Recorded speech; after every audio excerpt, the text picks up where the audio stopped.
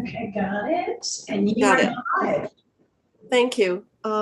This is uh, a meeting of the conference committee for the budget adjustment, and we had only two areas or two lines yet to be conferenced, and that had to do with lines 22 and 23, and they had to do with the different versions on temporary housing. The House had passed a version using a June date. We had come up with in the Senate a version where and I want to make it clear that we're not, the federal program ended in March. It's the benefits that would be provided under the general assistance program. And so we had proposed keeping that clean, whatever, weather exemption through May, and dedicating 2.5 million toward building out more emergency housing capacities to lessen in the future reliance on motel rooms. So that's the difference. And I understand the House has considered the differences and is proposed as has a proposal for us. Yes, so thank you, Madam Chair. If that's my clue, or yes, it is. The House appreciates both the work that the House has done and appreciates the incredible work that the Senate has done as well, and the patience as we work between making sure that we made sure all of the people that we felt deeply needed to understand when we make a decision here, what the impacts that decision is going to have. And I believe that given this time today to be able to do that, the House is prepared to accept the Senate's proposal. Okay. Thank you. Thank you very much. I know it was a very difficult area, obviously, for both of us. So thank you very much for that offer, and obviously we will accept it. My understanding is that there's also been identification of several kind of technical amendments, one as small as 12 cents that we've been asked to make. And so is there someone there to walk us through the technical amendments? Yes. Is that Sarah? Yes. Let's make sure she's on screen now. Here, Sarah. Great, good afternoon. So as Senator Kitchell referenced, there are a few minor kind of technical true-ups related to the reversions that we learned late yesterday afternoon. And so we're going to incorporate those true-ups into the conference committee report.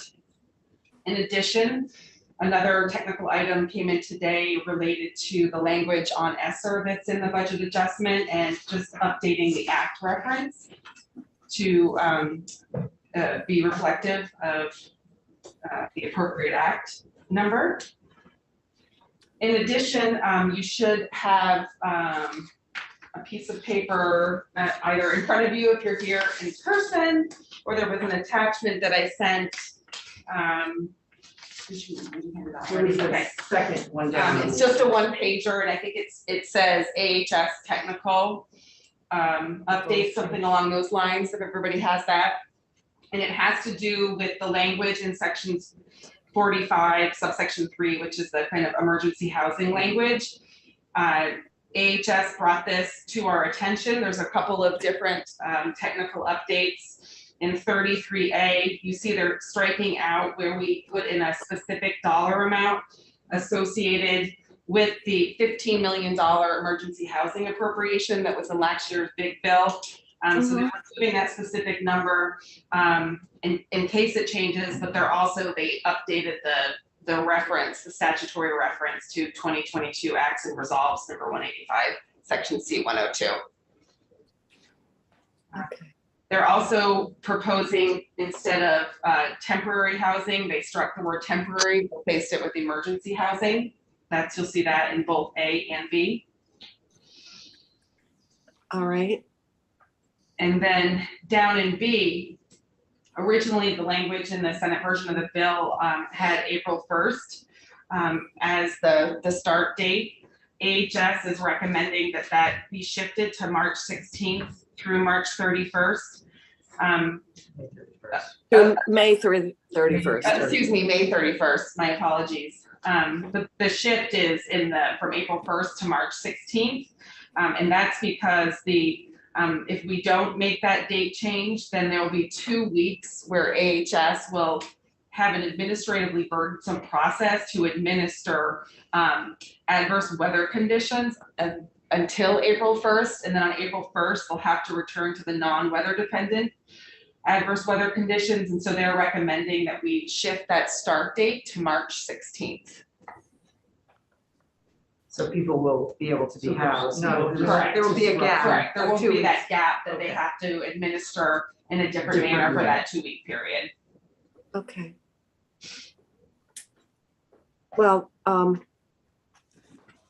we certainly don't want to have a gap or add to the complications. So, but this doesn't affect the actual benefits per se. It's just, I just want to have confirmation of that. Correct. Okay. Questions? Senator Westman or Senator Perchlik? Yes, Senator Perchlik. Just to double confirm that moving it 2 weeks doesn't mean that the money will be spent. They still would have spent it the same way. We're just getting rid of an administrative burden, not spending the money any quicker or anything like that.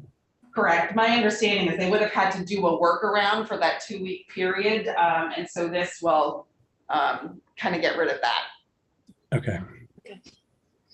I have no problem with it. All right, I think with the understanding and explanation, we can agree to that requested change from the administration. I would say that we would agree to that as well. Okay.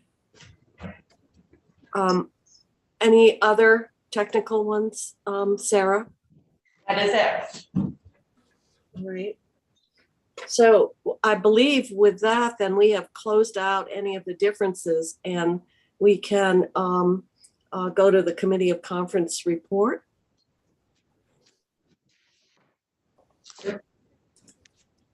Yep. So you should all have that in your email or a hard copy if you're here in person. Sure, honey. Yeah. Okay. So this reflects all that we have agreed to. And so I guess at this point, we're not going to have to review all 95 pages, I would trust. Correct. Okay. Correct, ma'am. Are you looking for a motion from? Yes, I think I would like a motion. I realize that I believe the Senate rules will prevail for the three of us, so we can vote remotely. However, I believe you are going to have to be limited to the two of you that are in person. Is that correct? That's correct, ma'am. All right. So if I have a motion to approve the Committee of Conference. So moved. Okay. Well, I'll second. Okay, so I think we are going to have to have a vote. We can do it. We're all going to have our names on the report, but Right. I'm going to have, I guess we have to have a roll call vote. I mean, so we know who's able to vote. I'm going to ask if Senator Westman, would you, or maybe it would be better if Representative Lanford, if you would do that, because you're physically present, so that might help. Great. So if you would call, the roll for those of us who are able to vote, starting with, I know there's usually a particular order, but Don't make It's me- alphabetical. It's alphabetical Alpha first. so, Yeah, I think. so if you would do it, my COVID brain is beyond me. So if you would please call the roll in the right order, that would be very helpful. It would be my honor, ma'am. So I think if alphabetically right now, it would be Representative Senator Pertlick. Yes. All right. Senator Kitchell, Yes. Senator Westman, Yes. Representative Scheid, Yes. Representative Lanford, yes. And we want to recognize a presence remotely of Representative Squirrel. And I'm sure he would agree if he were here. Yes. He's got a thumbs up if we was able to vote, so it's not like he's 5-0 and a thumbs up. Okay. Thank you. Then I think Senator Bloomer has been down and has given the instructions. I believe Chrissy's there. yes, she is. Okay. So I was going to say, now that we've voted and have the document, I think we can adjourn the committee of conference and prepare for our public hearing at 5:30. I'm gonna go